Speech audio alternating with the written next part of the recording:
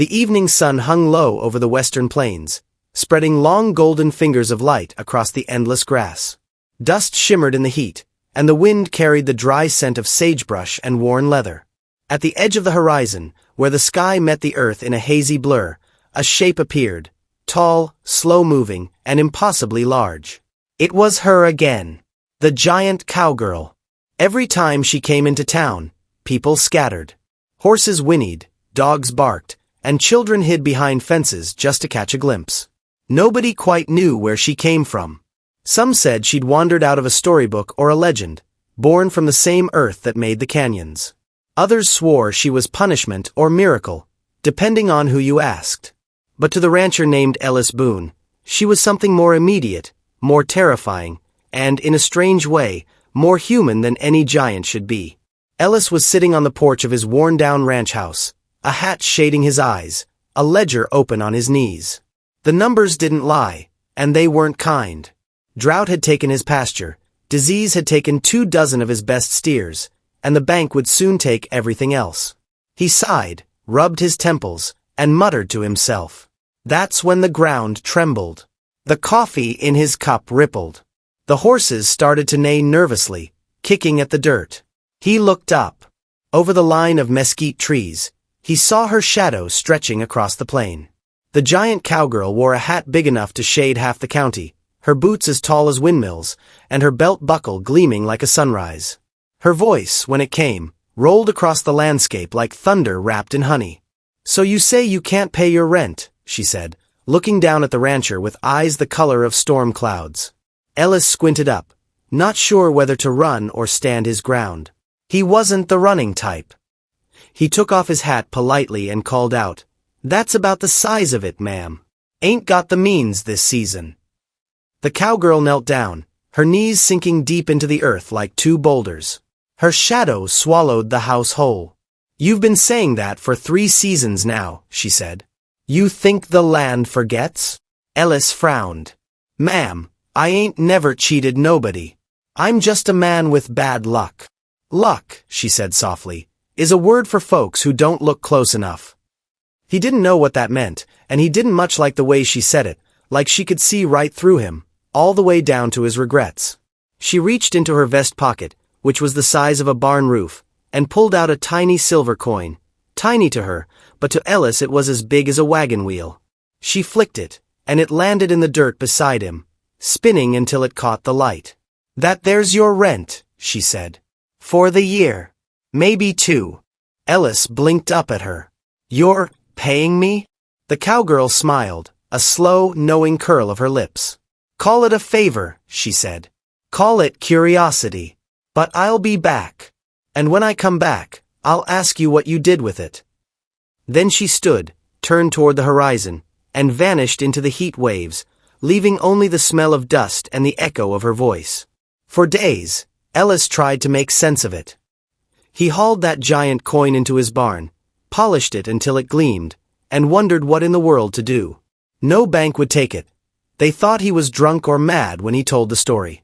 He thought about melting it down, but the metal didn't melt. He thought about selling it, but it couldn't be moved more than a mile without turning black and cold as stone. So he did the only thing a man like him could do. He worked. He fixed his fences, planted what little grain he could, and told no one else about the cowgirl. But every night, he looked west and waited. A year passed. The rains came back. The erde grew strong again. Ellis even found himself smiling some mornings, though he didn't know why.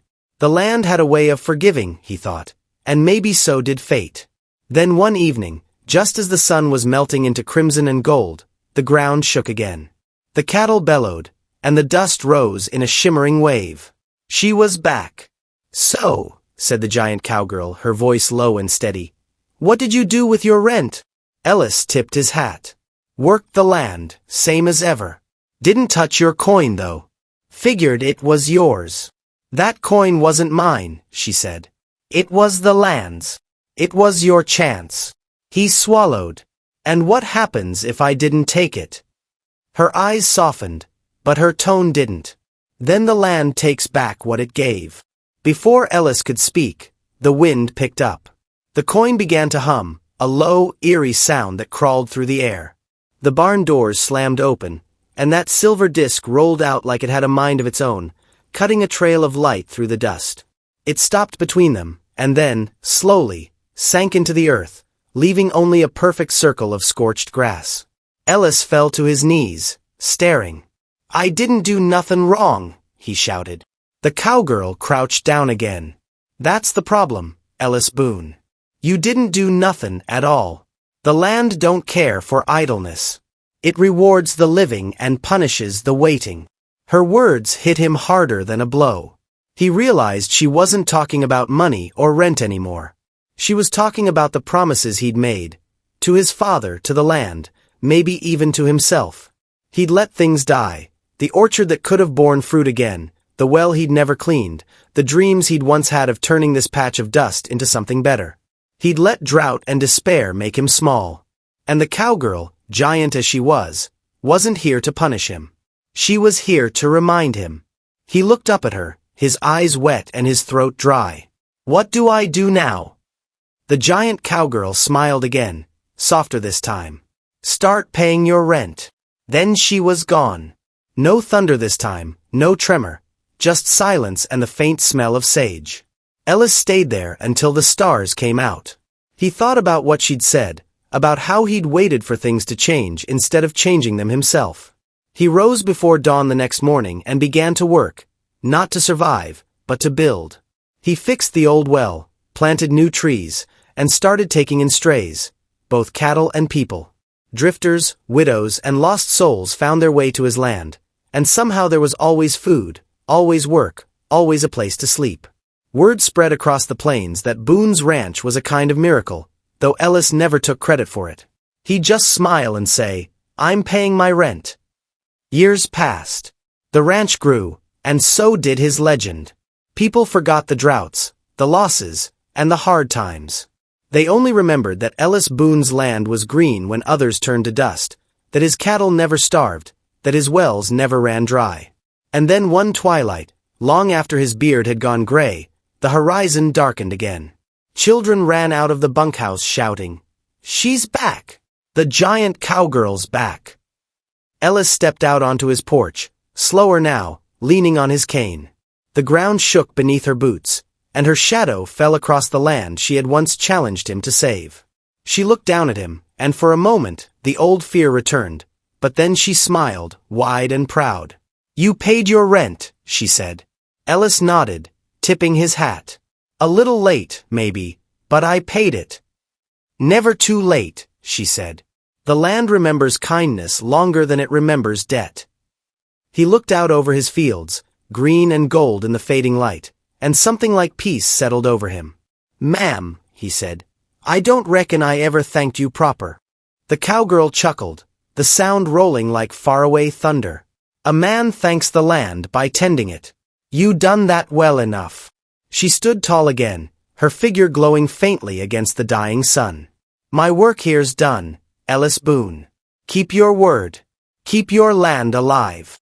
And with that, she turned toward the horizon and vanished into the night.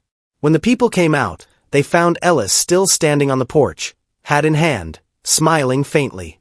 The next morning, he was gone. Peacefully, they said, as if he'd just walked out to meet her. But the grass grew thicker where he'd stood, and the well water ran sweeter than before. Some say, when the wind blows through Boone's ranch, you can hear her voice again, soft and steady as the plains themselves. "So you say you can't pay your rent?" And the land, living and breathing, whispers back, "Yes, ma'am. We're paying now."